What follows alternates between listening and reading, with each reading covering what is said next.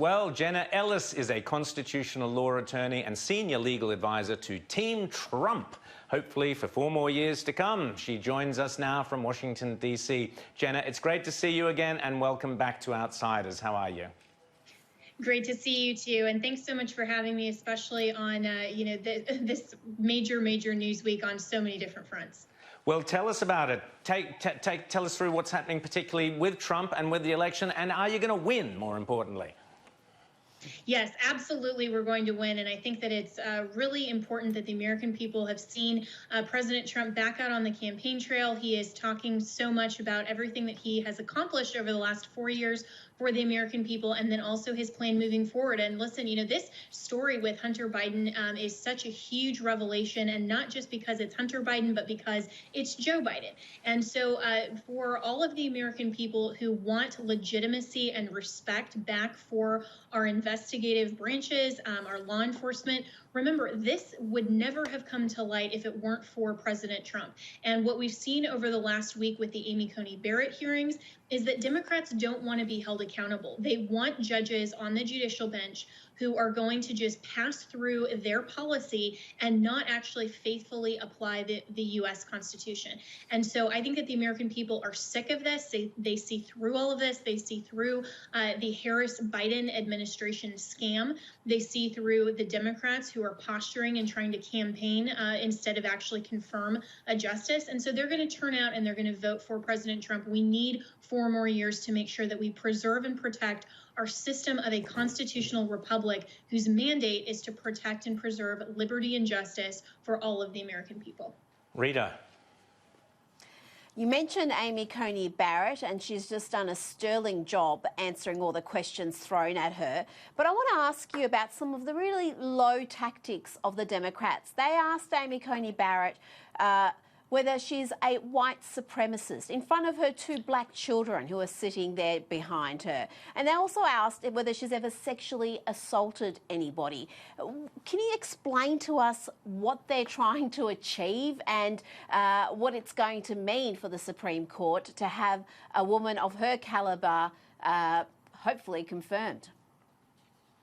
Yeah, that's a great question, and I have no idea what the Democrats were trying to accomplish. It was absolutely bizarre, completely uncalled for to ask a sitting judge who has been through this confirmation process just 3 years ago in front of her children, something that is so unfounded and so irrelevant to the proceedings. It was absolutely shameful. And Mazie Hirono, I think that the Democrat senator from Hawaii, I think that she actually confused her notes from the Brett Kavanaugh hearing and didn't replace them with any updated notes for the Coney Barrett hearing. That's probably what happened. But I think it just showed that the Democrats, there's no low that they will not go to simply try to malign the integrity of someone who is so well qualified for the Supreme Court. James. One of the things that we've heard over and over again from the left and from the Democrats is that Donald Trump is smashing norms. He's destroying all the ways we do things, blah, blah, blah, yada, yada, yada.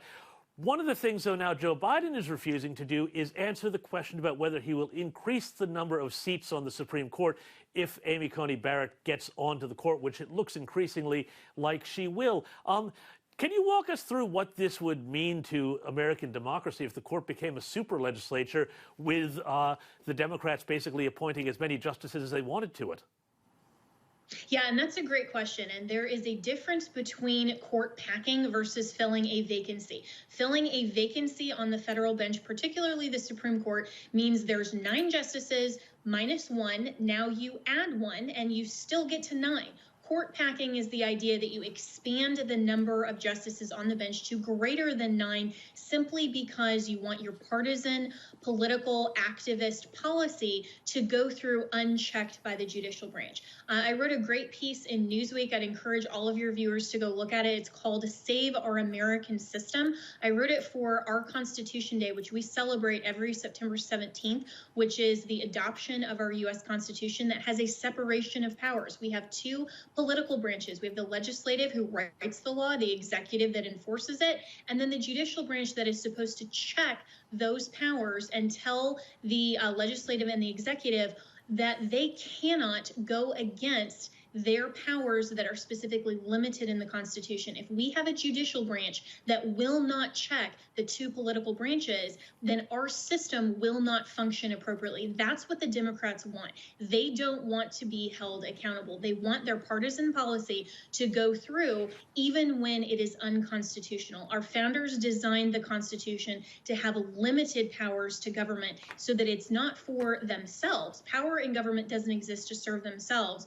Power in government should exist solely to preserve and protect liberty and justice for all. That's not what the Democrats want. That's what conservatism actually means. And that's why it's so incredibly important for all Americans to vote, not only for President Trump, but for conservatives all the way down ticket so we can protect our American system and our American liberty and freedom. Jenna, I agree 100% with you, and I hope you will remind your boss that I have been tipping a landslide, a Trump slide in this election. I hope I'm right. Others disagree with me. But anyway, I want to ask you... I hope you're right, too. Good.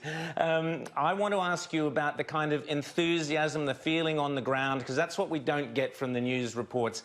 Last time round, it was obvious that middle America, the average person, had enough of what was going on and wanted Trump. Is that enthusiasm still there? And equally, we know the left, the crazies, are all going to go for the Democrats. But how much of a role has the Black Lives Matter, Antifa, all the culture wars, has that pushed people towards Trump or away from Trump? Well, if you look at the polls, I think that they're suggesting the same lies that they were in 2016. But if you actually look at the people on the ground, if you look at the enthusiasm of how many people show up to the Trump rallies compared to literally nobody that showed up at a Biden-Harris event in Arizona, if you look at what our Team Trump Twitter account has been pushing out, these videos that are incredible of Joe Biden speaking to barely anybody besides the press pool. I mean, that tells you the state of this race, and that the Americans are overwhelmingly enthusiastic for President Trump and will come out and vote for him because he represents a citizen president who understands why our Constitution is worth protecting. And so I do think that there is a huge enthusiasm gap. The concern, of course, that the campaign has, that I have as a constitutional law attorney, is the election fraud. And knowing that there are a lot of Democrats across the country in certain states who have tried to manipulate these election laws.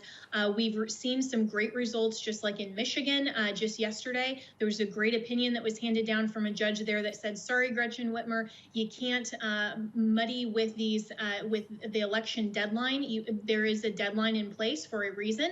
That's fair. That's part of our election process of free and fair elections. So I hope that we'll continue to get those kinds of results from the judicial branch, of course, that should be fair and impartial, and should seek to preserve and protect our free and fair elections, because our system of government is of the people, by the people, for the people. We, the people, get to select and prefer who we give our government power to in order for them to execute the duties of their office. And I do think that the enthusiasm for President Trump is overwhelming, and we are going to see that red wave continue to just progress through November 3rd, through Election Day. And I really hope we do see President Trump reelected, but also Republicans and conservatives all the way down ticket, because if 2020 has taught us anything, it's how much state and local elections matter as well.